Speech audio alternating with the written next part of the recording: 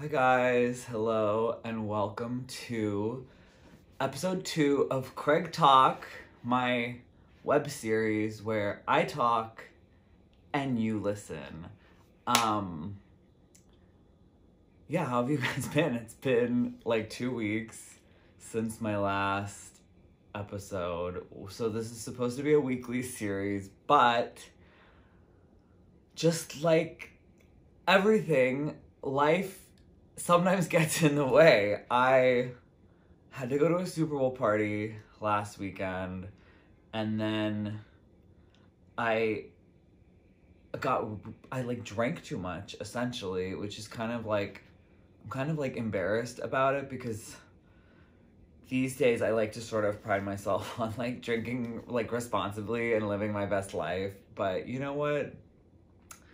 The new Kesha album had come out and I had been listening to it. You guys know how much I love Kesha, but she had this song about like, well, one, there's like the first song is called Tonight, where she's like, bitch, I'm going out tonight. And I was like, yes, I'm gonna go out tonight. I was like listening to it, getting ready, and then then this other song she sings about like how she wakes up hungover like it's 2012, and I was like, yes, that's gonna be me. Like, I can deal with a hangover. This is the secret though. In 2012, I was 28. I was not 36. I was like 27 maybe. And your hangovers, my hangovers in 2012 were not the same as they are now. Now I'm just like, I want to die. And actually my hangover wasn't like the worst because I've learned, like, I know I can't have any sugar in my drinks because the sugar will just like mess me up the next day. So I was just drinking vodka sodas. I've become that gay. I've become a vodka soda gay. Like, you know, like it has to be clear. Like, can't have any sugar. That is me now. The gays I used to sort of make fun of. How boring.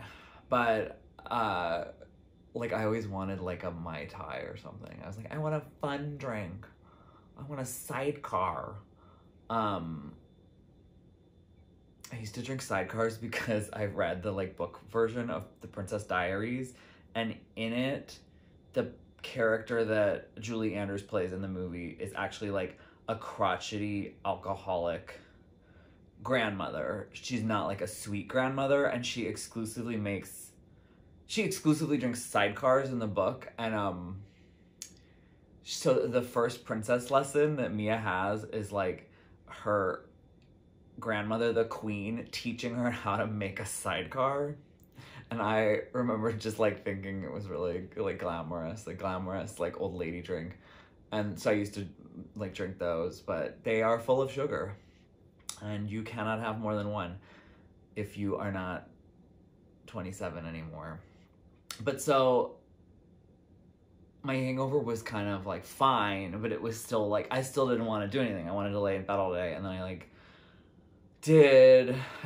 And I was like supposed to I was supposed to film episode 2 of my web series, and it didn't happen because life got in the way. And then this weekend I was like and then I was just like kind of like mopey all week because I think alcohol's a depressant, so it kind of like affects me at least. I'm an HSP, a hypersensitive person like that, and so I was like mopey all week, and then I had all this stuff to do this weekend, like, because it's kind of like if you're hungover and you have to spend a day not doing anything, it's like when you're an adult, it's like all your errands, like your laundry, your grocery shopping, like I don't know what else you guys have to do, but like if you miss it, then you're just like fucked for the rest of the week. So like it was like, oh, if I don't go to the grocery on a Monday to buy bananas, you know I love my bananas, I am then like out of bananas for the whole week. And then it's like, what am I gonna eat for breakfast? Like if I don't have my bananas, I have to like I don't have, you know, I think if you were like, if I was living like a heteronormative existence, which I'm not, I would have like a spouse that like might help me out and like buy the bananas for me. But that's not the case. I'm just doing it, doing it on my own right now. Like if you don't do your laundry, like you don't have any like clothes to wear. I mean, you could wear your dirty clothes like again. But yeah, I don't know. I just felt like I was playing catch up all week, and then I had an appointment for a facial on Saturday. Guys, it was my first facial ever. I've never had a facial before. Do I look any different to you? Because I don't feel any different. And I don't know what I was expecting. I sort of thought, like, I thought I had some, like, blackheads on my nose. And, like, you know when you do the, like, Biore pore strip? Do you remember those commercials? And then they'd, like, do the pore strip, and then they'd be, like, you'd look at it and be, like, amazed. Like, wow, that's so gross. All this, like, stuff came out of my nose. Like, I always used to do them, and, like, nothing would be on the strip. And I'd be like, I'm doing this wrong. Or, like, my blackheads are just, like, really tenacious. So that's sort of what I thought. I thought I had, like, really tenacious blackheads. Like, they were, like, stronger than the pore strip. So I was like, okay, finally my first, like, real facial. They're gonna, like, they're gonna go deep. They're gonna get out all those, they're gonna do all those crazy extractions. And I'm, like, literally gonna look at my nose and, like, not see a single pore. Like, that is not what happened. I, like, still see my pores. I guess maybe they're, like, a little smaller, but really, like, did anyone care about the size of my pores except me? Like, due to the beauty industrial complex that is, like, evil. No. And then actually it's so funny, after the facial, which from my sort of experience was just, like, her, like, rubbing lotions on me for an hour. Like, a series of, like, lotions. Well, because you're, like, you can't see anything. Your eyes are closed. So it's, like, I don't know. Like, but you know the smell. They have smell difference. I was like, okay, here's one lotion. Here's another lotion. Like, this one smells different, too. She must have put, like, 10 or more lotions on my face. And then my favorite part obviously was the extractions, because I was, like, really looking forward to that. And then I was like I like the pain a little bit. Like, I kind of was imagining, I love tattoos, and I'm obsessed with the show Ink Master, but I have zero tattoos. So, like, in my head, when she was doing the extractions, I was like, oh, I wonder if this is, like, what it feels like to get tattooed, like, on your nose. But probably not. That's probably much worse. And then she, like, put this, like, roller on my face. But I didn't see it. I don't know what it looks like. But then she told me it was, like, putting oxygen in my face and in my skin or something. And I was like, oh, great. That's what I like, the science, you know? Yeah, pump my face with oxygen. Do it. But then but I got kind of bored. I did get kind of bored for, like, after an hour. And I was like, I think maybe the 30-minute facial would be better for me. But I had a gift card for a 1-hour facial. There it is, a gift card. Or else why would I have gone?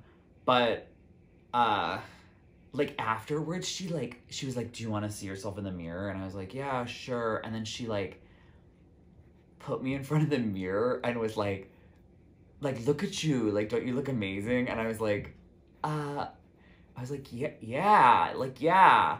But, like, really, I sort of looked no different to me in my head. And it kind of was like, it was like the same feeling I get when, like, I'm supposed to compliment, like, a newborn baby and people are like, oh, isn't it cute? And it's like, I get this dysphoria because I know I'm supposed to feel it's cute, but I don't think babies are cute. I really don't. I think kids are cute when they hit about, like, age 2. And that, then I think they're cute. Like, I think kids are cute.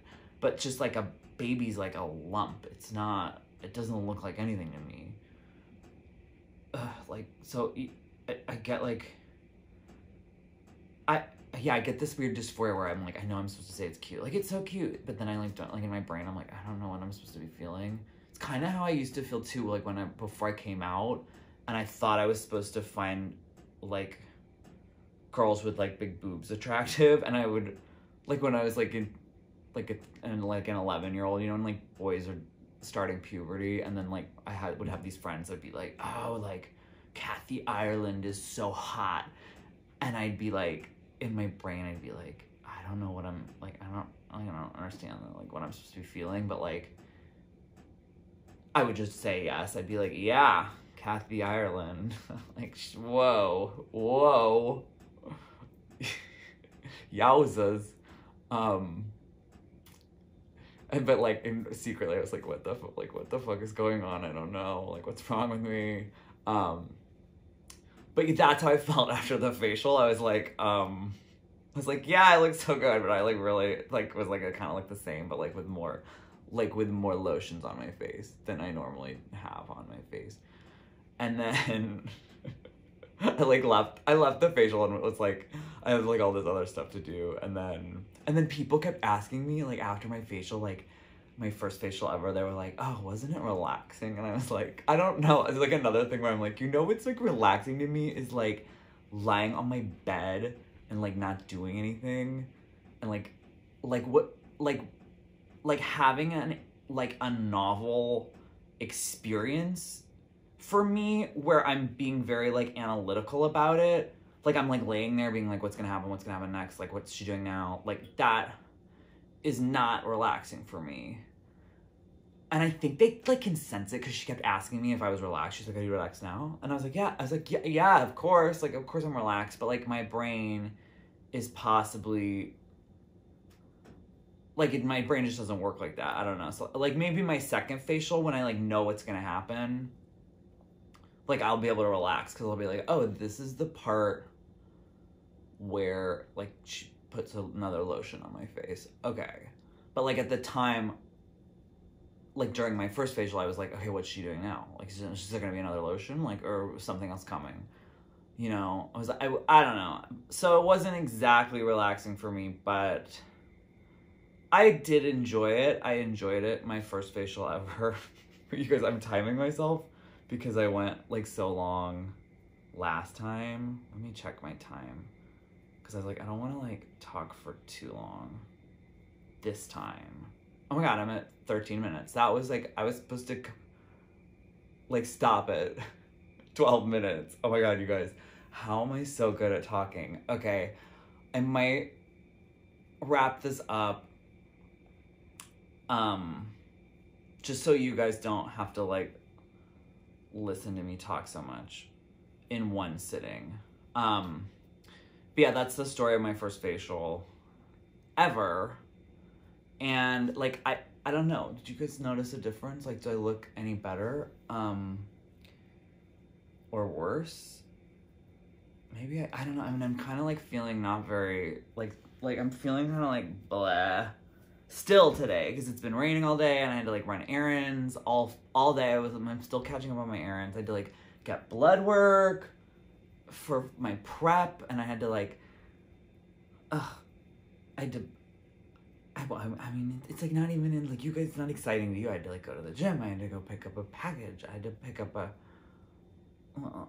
and to go to like, you know when you like you have to go to like 2 grocery stores because like one, like neither grocery store has like all the things you need. It's like that type of stuff that like to other people may not seem stressful, but to me it was like a little exhausting. And I'm coming down from this like awkward moment at an Oscar party last night where you guys, I had this outburst like when, yes, Renee Zellweger gave a meandering speech that wasn't great, but you know who else gave a meandering speech? Joaquin Phoenix. But so at the Oscar party I'm at, like during Joaquin Phoenix, no one says anything. They're just like listening like rapturously, like being like, oh, like how brave of him. And then when Renee Zellweger is speaking, and like mind you, like I'm obsessed with Judy Garland and I get really emotional regarding Judy Garland because she like really like sort of to me crystallized like the gay identity, the queer identity, and like led to and you know, her death is sort of like supposed to have like begun the Stonewall riots, and to me she's like so important to gay people and queer people, and also to the birth of the gay rights movement, which is so important. And like, and you know, like the gay rights movement is important to the women's rights movement, which is important to the civil rights movement. And it's like she is such an integral figure, like for me, with regards to like a fight against inequality and to social justice. So I get really emotional. Like I could tell right now I'm getting really emotional about her. And so it was like right at the part of the speech when Renee Zellweger like was like about to talk about Judy Garland, and I was like, oh my God, finally, like I just want to hear what she says. And then someone in the Oscar party, a woman, like yells, cut her off. And then everyone starts like shouting, cut her off, cut her off. And I was like, oh my God, this is like, I don't know, I snapped, and I just like shouted at the Oscar party, and I was like, you should all be ashamed. Like, you should all be ashamed. Because like, to me, it is like this perfect example of internalized misogyny, where like you're giving this like man, Joaquin Phoenix, a pass, but something about Renee Zellweger that you just can't quite put your finger on, like when she rambles on it, like irks you, and I don't know. I mean, maybe this is all in my head, but I just was like, I don't know. I like snapped, and I hate when I do that. It's like so upsetting to me when you're sort of like when you like lose a little like control of your brain. Ugh. And then I like yelled at everyone. I was like, yeah, shut up, be ashamed. And then, and you know, when you're like, when you're doing it, you're into it. And then the minute afterwards, you're like, I changed nobody's mind. I just like made a fool of myself. And now people think I'm like a crazy person. But like I don't know. But like, I'm still a little, I'm like not upset about it. I'm like, I don't know. It's just like, I'm just upset that like people would boo Renee Zellweger. Like she has like worked so hard, and like, yeah, maybe you didn't like her like 3-minute speech, but the Oscars was 3.5 hours long. Like, what about nobody was booing like anything else. It was so upsetting to me. I was like, you didn't like boo when like no black people won any awards, and yet they like let all the black people perform and sing and dance like a weird minstrel show. Like, no one had any like ethical qualms about that at the Oscar party. Ugh. But it's suffice to say, it's been a hectic time for me. So that is why this episode is a little late. But maybe it's right on time, because I don't have a schedule for things, really. I want to do one weekly, but, you know, we'll see what happens. All right, that's my piece, you guys. Thank you for listening to me, as always. And stay stoned, my Craig Stones. Okay, I'm gonna shut this off now.